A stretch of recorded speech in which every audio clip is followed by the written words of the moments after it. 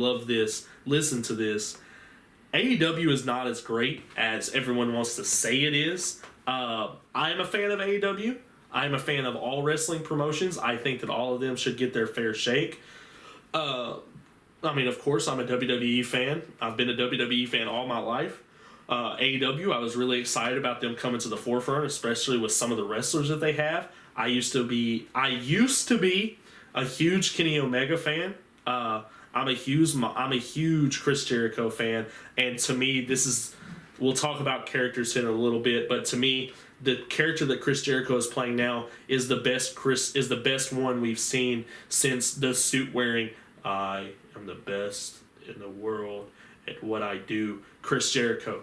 That's my favorite. My buddy Marquis, who will be on with me, hopefully soon, knows me, and I talk about that Chris Jericho all the time. That Chris Jericho had me the most excited I've ever been for his matches. I absolutely love him. I don't understand why he's not in the conversation for greatest of all time. Wrestling wise, I would put him and Shawn Michaels as my top two, just because of the quality of matches that they bring, their abilities on the mic, the way that Shawn not so much, but the way that Chris Jericho in over 30 years has reinvented himself constantly and endured himself to fans wherever he went is just amazing to watch. But the main talking point to me is the Elite. In particular, Kenny Omega and the Young Bucks. I am a fan of Kenny Omega and the Young Bucks. I don't like them being paired with Don Callis. I absolutely despise Don Callis, and I think that he has been a detriment to this storyline. My biggest thing about this storyline has been, I think the only reason that this storyline has caught on so much and has caught so many eyes is because of Jon Moxley and Eddie Kingston. Eddie Kingston, his whole career, has been one of the best on the mic we have ever seen. Eddie gets you so passionate and so riled up about matches. It's absolutely amazing to watch and listen to. You don't even have to watch him.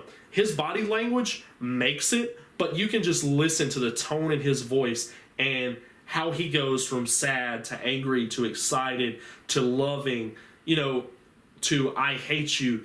The way that he ranges his emotions over his promos are just, to a wrestling fan, it's like listening to poetry. And Moxley has just been amazing. I actually sent my buddy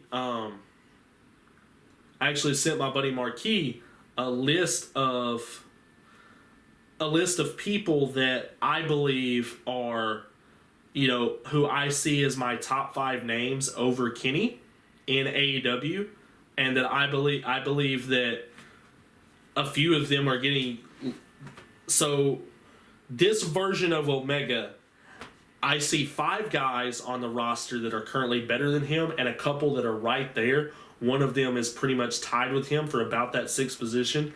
I don't say Eddie. Eddie on the mic is better, and Eddie for an entertainment value is better. Of course, in the ring, Kenny Omega is better than him. But these are guys who have been, to me, overall better and more entertaining than Kenny Omega. Scorpio Sky, who I believe people want to talk about, and I'll talk about what I want to talk about a little bit, what people say about WWE and why they should be saying some of the same stuff about AEW. But Scorpio Sky, Pac, Ray Phoenix, Jungle Boy, and Jon Moxley. Jungle Boy to me is, and me and my friend and me and Marquis have talked about this. Jungle Boy to me is what X-Pac used to be in the WWF. If you couldn't have a good match with X-Pac in the WWF, then you weren't going to make it in the WWF. Vince kind of threw people out there and used X-Pac as a measuring stick. Jungle Boy to me is one of those measuring sticks in AEW, to where if I'm going to put you in a match with Jungle Boy, it better be good or you're going to slide down the card really, really fast. Pac he was just in a triple threat match against Kenny Omega and Orange Cassidy. Of course, Kenny Omega retained. I think it's all leading to a Hangman Page taking it from Kenny, who is kind of right there at Kenny for me. It's kind of hard. His character is really lovable, but it's kind of hard to see this character taking the belt off of Kenny. So we're gonna have to see kind of a character change. John Silver, Johnny Hungy is another one that I absolutely. Oh my God, I am so enamored by John Silver. I think he is fantastic. The way that, excuse me, his comedic style, but the way that as soon as he gets into the ring, he reminds me of a smaller version of Big E, to where he's so comedic and, you know, he knows how to get you interested in his matches. But when he steps between the ropes, it is just amazing to watch. The intensity, the energy, the pure power from this small bowling ball of a guy. It's just amazing to watch. And I am just stuck to the TV every time he's on TV. So, you know, that's kind of my list of like my top 6 or 7 guys in AEW right now. All Ego Ethan Page is going to make his way there. You know, he's absolutely amazing. But I do think that AEW does a lot of things right. I haven't been excited about groups feuding with each other in a very long time. Really, the last time we really had it in mainstream wrestling was the Shield versus the Wyatts. Orgasmic for wrestling fans.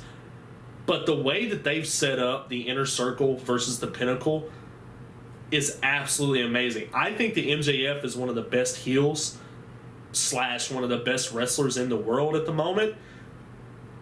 Even without Chris Jericho, because what I'm about to say is probably going to be a little confusing and a little contradictory to what I've said. But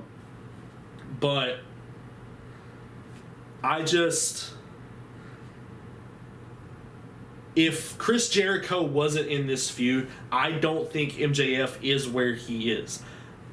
MJF gets there eventually. I don't think that he rises this fast. Chris Jericho is able to turn, because let's be honest, Jake Hager, formerly known as Jack Swagger, not that great of a wrestler. Well, wrestler, he is. Sports entertainer, not that great. Paired with Chris Jericho in the Inner Circle, who, come on now, LAX or Santana and Ortiz, one of my favorite all-time tag teams. The original LAX, their version of LAX, it was, you know, I loved it. And I love watching them now. Sammy Guevara is another one who I believe is a rising star and will be AEW World Champion one day. He is amazing in the ring. The flip from... No one does a flip from face to heel like Chris Jericho. He hasn't done it a ton of times like a Big Show in his career, but the way that it just seamlessly happens over time that you don't even realize it's happening is my favorite part of a wrestler. If I could have a wrestler make me go from hating them to slowly feeling sorry for them over time and then catch myself rooting for them without me even realizing it, that's what I look for in a wrestler. And Chris Jericho does that seamlessly. I believe that MJF is going to be able to do that because of who he is, because he's who he's been working with. And, you know, I think we're really getting there with him. But right now, he's just a dick. He's just a douchebag. He plays the character amazingly. He plays the character off screen, which makes it even better. And now the Pinnacle, not a fan of FTR.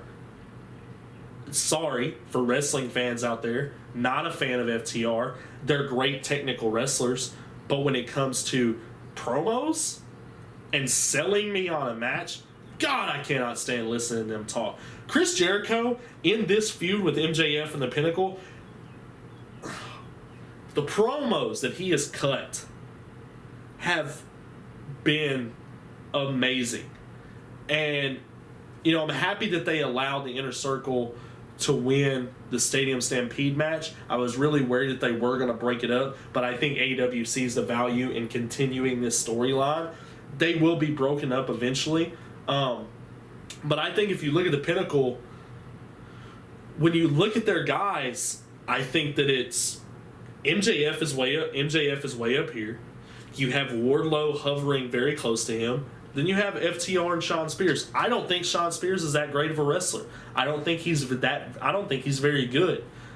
I don't understand. I think that being paired with Tully Blanchard, who is another one, don't talk on the mic if when you cough, we see dust coming out of your mouth. Taz isn't that old, but Taz can't speak anymore. I don't care what anyone says. Team Taz is one of the worst factions I have seen in the past decade. And WWE has put out some shit ones. And I absolutely despise Team Taz. Do I like Ricky Starks? Yeah. Hell yeah. Do I like Brian Cage? Hell yeah. Do I think Powerhouse... God, that name. Do I think Will Hobbs has a chance to do something great? Absolutely.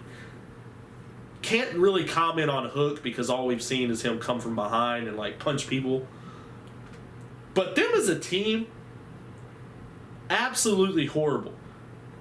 Ricky's really the only one that gets in good promos. Taz doesn't need to speak anymore. The FTW Championship has become a laughingstock to me. You know, it used to mean something, now it doesn't. I don't think Team Taz should be a thing. I think you're fine when it comes to factions. I'm not a fan of the CT Marshall-led factory. Not a fan of them.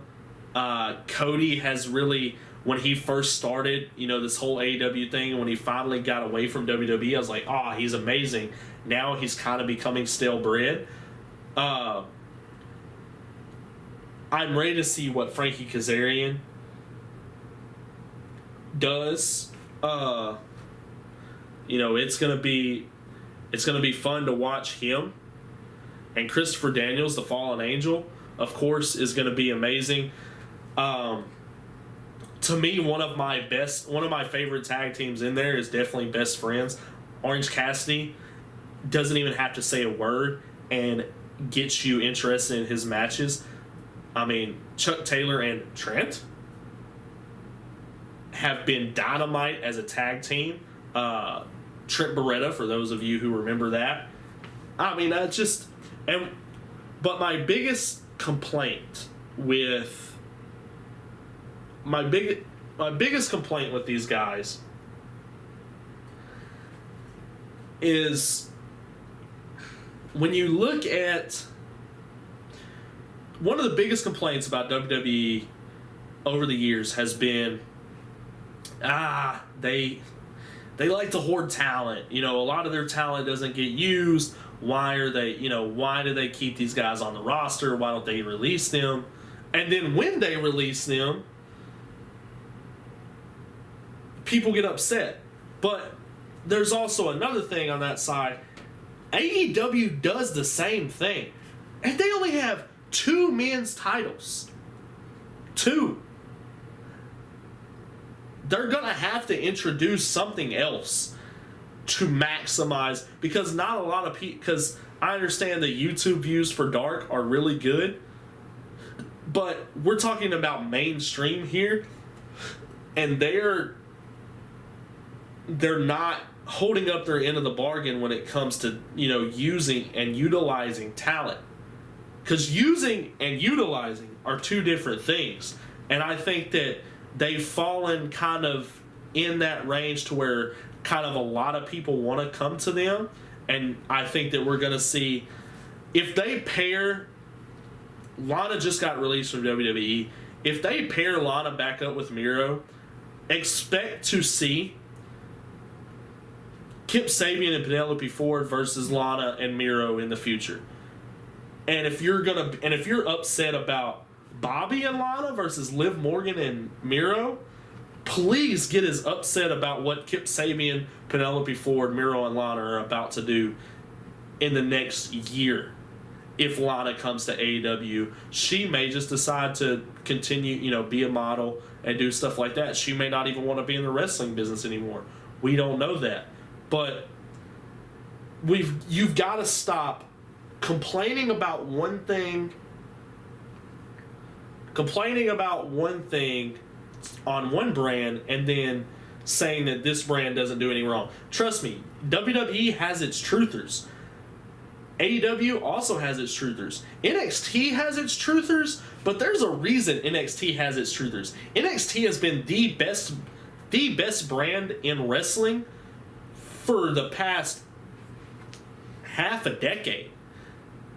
The matches that they put on and how Hunter, the biggest difference between NXT and AEW to me is, and I've talked about this with numerous people, AEW convolutes everything to where there's a ton of people on screen at one time, and that's not what we want to see. You want to utilize as much talent as possible.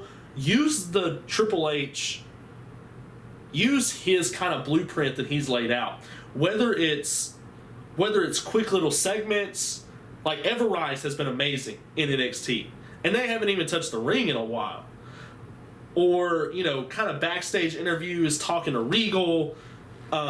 Even squash matches in NXT are not squash matches a lot of times. They're extended squash matches to where the people who are getting squashed, get to show their skills. The way that Hunter gets to showcase his talent, the way that he showcases all of his talent is just pure magic. I mean, come on now. Leon Ruff should not have been where he was. And look what Hunter did to him. He made him a mainstream star. People cared about Leon Ruff.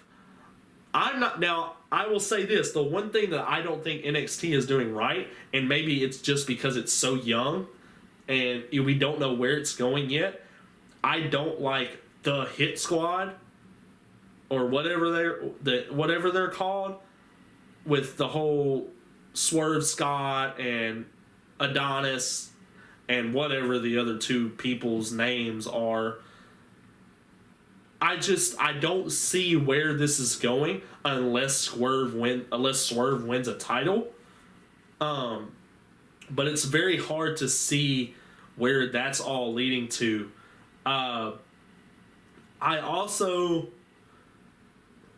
Another thing is, well, really one name in particular really gets me. And I understand you're trying to be different. You're trying to create your own persona. You're trying to be your own person. You're trying to stand out from the rest of the wrestling world.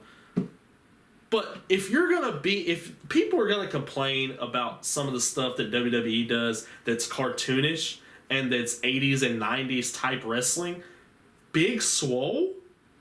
Seriously? Big Swole. That's what you came up with when you were coming up with your wrestling name. You're strong? Okay. You can't promo. I don't care what anyone says about her. I cannot listen to her talk. Her and Nia Jax are two people that I absolutely despise listening to talk. As wrestlers, Don Callis, I don't like listening to him, period. I don't like seeing his face. I cannot stand listening to her. I don't like watching her wrestle. She's not great. She has power and speed. That's it. Not a lot of technical skills. She just kind of goes out there and kind of roughs everyone up. That's not what I want to see in my wrestlers. And it's just not something that I enjoy. Some people have differing opinions on her. I just don't think she's that good. And I think there's a lot of people in AEW who aren't that good. And I understand that, they're trying to build their brand. They're trying to build talent within their walls. But if you're gonna do that, you need to start showcasing them better. Like, get a second show. Not Rampage, not Dark. Create a second televised mainstream show. WWE done it right in that response to where they had so much talent overflowing that they wanted to do 2 shows so that they could utilize most of their talent. If you're AEW, that's what you need to do. I mean, it's just so much different stuff that I just don't enjoy about them. Miro's in the same freaking spot that he was in WWE. He's billed as a monster. You know, he was billed as a monster when he first came into WWE. He held a mid-card title. That's what he's doing in AEW right now. Not doing anything different. I'm not a big fan of his best man character. Really not. And then you got guys like Nick Camarado, Michael Nakazawa. I mean, Penta El Zé Romero should be one of your top guys. Him and Rey Fenix, oh my God. The stuff that they do as a tag team are amazing. But I've watched Bad Bunny put out a better match than a lot of the matches I've seen on AEW. And trust me, I'm going to get to knocking on WWE. I think I've spent enough time on AEW to really give my perspective on them. I think that they're a great brand. I think that they understand who they are, and I respect that. I think that they are trying so hard to be who they are, though, and try so hard to be different that they're losing a lot of aspects of what WWE, why WWE made wrestling so famous. I don't mind being different, and I love different. I love difference in my wrestling. I want to watch different shows all the time. But don't stray away from what they set. Don't stray away from that foundation. My biggest thing about AEW is really their commentary team. Jim Ross, love you to death, man. You don't need to be doing this anymore. You really don't. They don't have a heel commentator. Tony Schiavone, Excalibur, and Jim Ross are all faces. To me, to put across a match, you have to have that heel commentator. The only time they have a heel commentator is when Don Callis or Taz is on commentary with them. And even then, they're still talking about how great the faces are. No, that's not what you need. You need heel people and heel commentators to be able to put across matches, and that's one thing that I don't think AEW does well. To commentating now. Thank you, Raw, for getting rid of Adnan Virk, whatever his name was. Jimmy Smith was